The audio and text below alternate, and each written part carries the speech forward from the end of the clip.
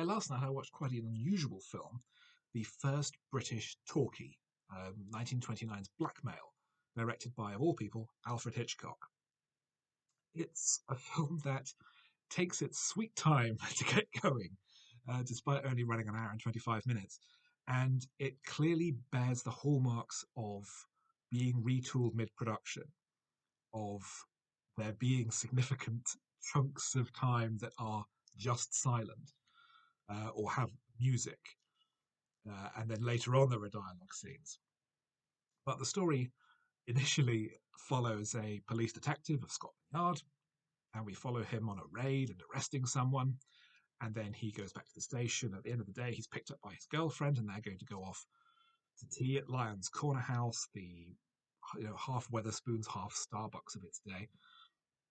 And afterwards, they're going to the pictures, but they get into an argument. She decides to go and meets up with another man with whom she's two-timing her boyfriend, and goes back to his place. And he's an artist and tries on. They paint a picture together, and she tries on a dress. And then when she's ready to leave, however, he starts to force himself on her, and in the resulting fight, she picks up a knife and kills him.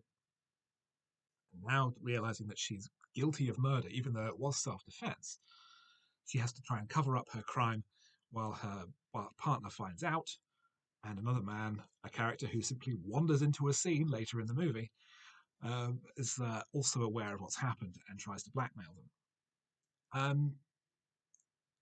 The script is quite bad because it's so badly structured, and there's the whole early sequence of the detective leading a raid and arresting a man. It's a suspense sequence that literally goes nowhere. There are some great touches, there's some great choices of visual elements of the criminal seeing people sneaking in through a mirror and covertly reaching for a gun. Really nicely done. None of it means anything to the wider story. There are some very obvious Hitchcockian visuals, like the sight of an outstretched hand and arm of the dead man, which keeps going through the girl's mind. There's a great sequence that really uses sound, where having got the next day, having gone back home to the tobacconist being run by her family, one of the locals has come in and is gossiping about this terrible murder and keeps saying the word knife. And we see from the girl's point of view, the murderer's point of view, and it's just this Peanuts style background as well. A knife, a knife. This is the first British talkie, and already we're having these clever tricks with sound.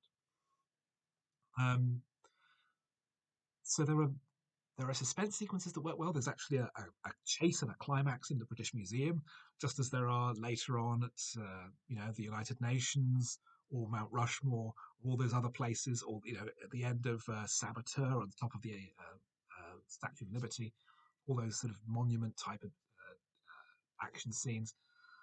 Some great visuals, some great choices of sound editing, but the acting is very, very stiff and stilted. Our lead actor, whose name I'm afraid I can't remember, was actually Czech. This is her only English language film. And because post-dubbing didn't really exist then, instead, Joan Barry, the English actor, was off stage saying the dialogue, and then the actor on the screen is mouthing along to what the other actor is saying. Because they simply didn't have the technology to do anything else, which I think is fascinating, but it just demonstrates how stiff and stilted all the performances are.